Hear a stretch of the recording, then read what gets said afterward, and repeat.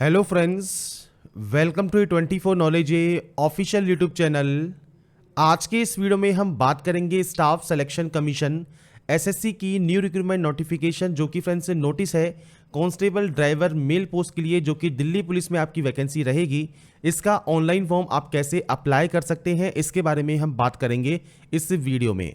तो यहाँ पर फ्रेंड्स जो ये नोटिफिकेशन है या इसकी रिक्रूटमेंट डिटेल्स है, ये आपको एसएससी की ऑफिशियल वेबसाइट पर या फिर फ्रेंड्स आप वीडियो डिस्क्रिप्शन में जाएंगे तो jobrasta.com का आपको लिंक मिल जाएगा। वहां पर जाकर भी आप इसकी डिटेल्स को चेकआउट कर सकते हैं। अगर आप एप्लीकेबल हैं, एलिजिबल हैं, अप्लाई करना चाहते हैं तो आप इसके लिए ऑनलाइन अप्लाई कर सकते हैं। बात करेंगे फ्रेंड्स यहाँ पर Delhi police constable driver recruitment 2022 के ऑनलाइन फॉर्म अप्लाई प्रोसेस के बारे में। और इस वीडियो को स्टार्ट करने से पहले अगर अभी तक आपने हमारे चैनल को सब्सक्राइब नहीं किया है, सब्सक्राइब करें, शेयर करें, लाइक करें, जिससे आपको आने वाली सारी अपडेट्स मिल सके। तो यहाँ पर फ्रेंड्स जो ये फॉर्म है, ये फ्रेंड्स आपके 8/7/2022 से स्टार्ट हो गए हैं। 29/7/2022 तक आप इसमें आवेदन कर सकते हैं, वो भी ऑनलाइन। इसके लिए आपको आना होगा एसएससी के पोर्टल पर और यहाँ पर आप लॉगिन कर सकते हैं अगर आप पहले से रजिस्टर हैं। अगर आप रजिस्टर नहीं हैं तो आप रजिस्ट्रेशन करने के लिए रजिस्टर नाउ वाले ऑप्शन पर क्लिक कर देंगे। तो फ्रेंड्स यहाँ पर रजिस्ट्रेशन करने के लिए आपको देखिए कुछ बेसिक जानकारी फिल करनी होगी। सबसे पहले आपसे पूछा जाएगा do you have Aadhaar card. अगर फ्रेंड्स आपके पास आधार कार्ड अवेलेबल है, आप यहाँ पर यस कर सकते हैं और उसके बाद अपना जो आधार कार्ड नंबर है 12 डिजिट का, वो आप यहाँ पर 2 बार फिल करेंगे। अब मान लीजिए आपके पास आधार कार्ड नहीं है या फिर आप किसी कंडीशन की वजह से आप मल्टीपल रजिस्ट्रेशन कर रहे हैं और आधार कार्ड नंबर यहाँ पहले से ही बता रहा है कि प्रोवाइडेड है, आपका अवेलेबल है, तो आपको यहाँ पर करना क्या है, आपको नो करना है। और उसके बाद यहाँ पर टाइप ऑफ आईडी में आप कोई भी अदर आईडी सेलेक्ट कर सकते हैं, चाहे ड्राइविंग लाइसेंस हो, पैन कार्ड हो, पासपोर्ट हो, वोटर आईडी हो, कोई भी ऑप्शन को आप सेलेक्ट कर लेंगे, उसका नंबर आप यहाँ पर दे देंगे।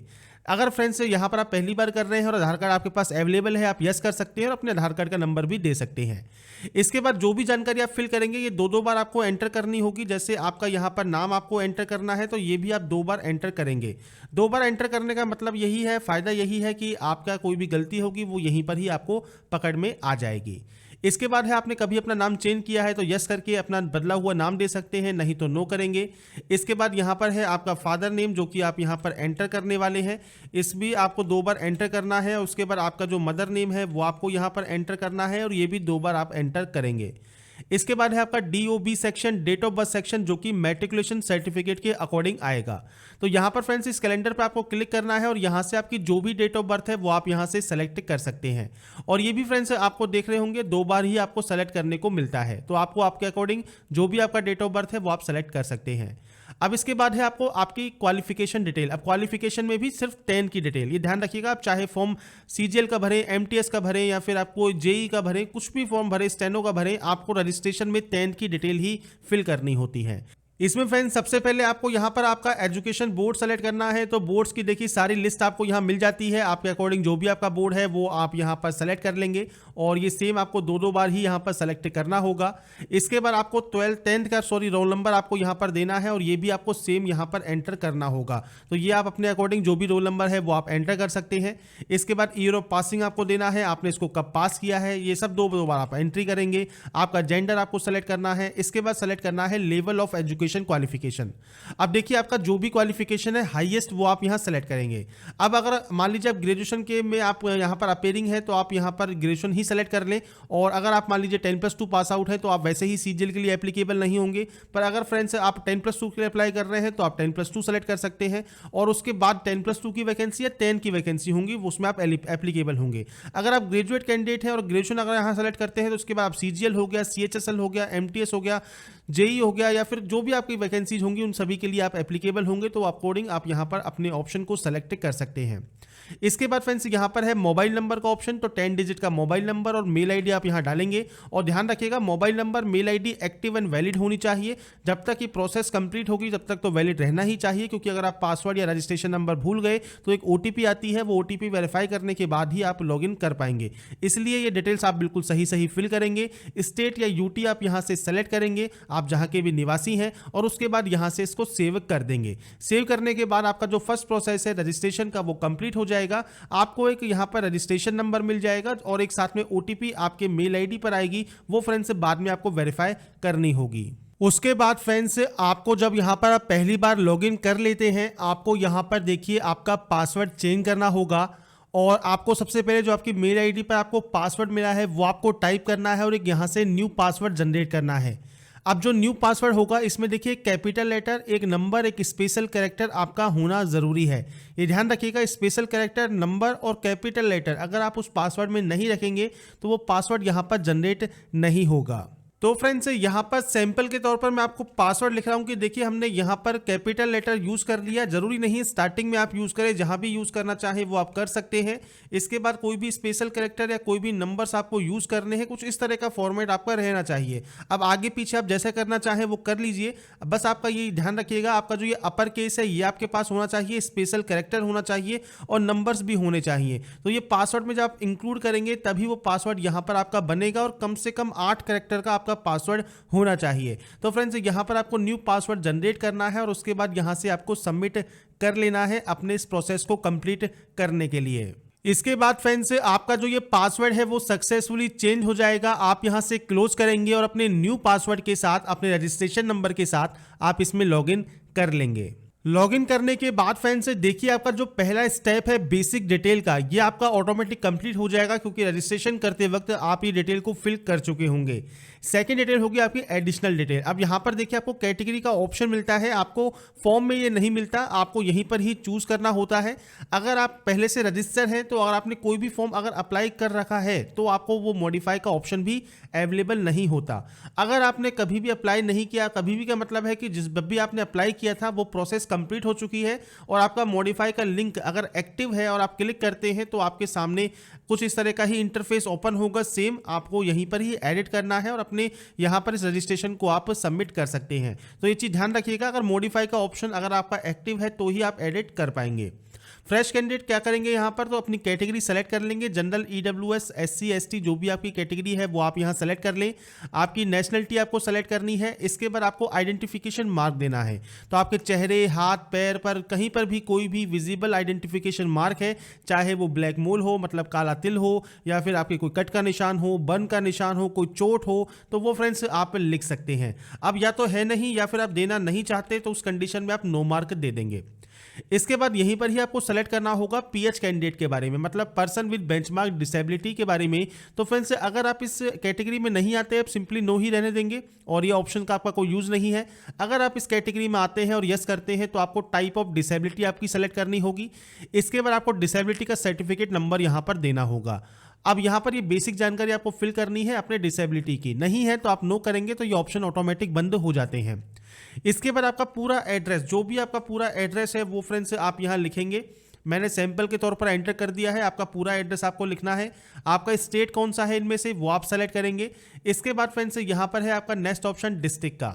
इसके बाद फ्रेंड्स आपका जो डिस्ट्रिक्ट है वो आप यहाँ सेलेक्ट करेंगे। इसके बाद आपका पिन कोड आप यहाँ फिल करेंगे। अगर आपका friends permanent and present address same है आप यस पर क्लिक कर सकते हैं, अलग अलग है आप नो पर एंट्री करके मैनुअल एंट्री कर सकते हैं। तो ये फ्रेंड्स आपके ऊपर डिपेंड करता है और अगर आपका एड्रेस सेम है आप सेम इस पर क्लिक कर देंगे। इसके बाद फ्रेंड्स आपको जो ये डाटा है आपकी सेव कर देनी है और सेव करने के बाद आपको फ्रेंड्स यहाँ पर एक मैसेज मिल जाएगा तो आप इसे क्लोज कर सकते हैं। और इसके बाद तीसरा ऑप्शन जो डिक्लेरेशन का है, पहले इसमें होता क्या था, आपको फोटोग्राफ एंड सिग्नेचर भी अपलोड करने होते हैं, पर आप यहाँ पर ये बंद कर दिया गया है क्योंकि अगर आपने दिल्ली पुलिस या उसके बाद के फॉर्म में देखे होंगे तो बहुत से कैंडिडेट को दिक्कत आ रही थी कि फोटो एंड साइन वो एडिट नहीं कर पा रहे थे। इसलिए फ्रेंड्स उसके बाद से यहाँ पर आप नई सुविधा चालू कर दी है। अब आप अपने फोटो एंड साइन को अपलोड कर सकते हैं आपके एप्लीकेशन फॉर्म के अप्लाई में। तो यहाँ पर आप इसको एग्री कर देंगे और उसके बाद आप यहाँ से इसको फाइनल सबमिट कर देंगे, आपका रजिस्ट्रेशन प्रोसेस कंप्लीट हो जाएगा। इसके बाद फ्रेंड्स यहाँ पर आपका लास्ट ऑप्शन है जो कि है ओटीपी का। तो आपके मोबाइल नंबर और एक मेल आईडी पर ओटीपी जाती है, जरूरी नहीं है वो मोबाइल पर आए, जरूरी नहीं है वो ईमेल पे आए,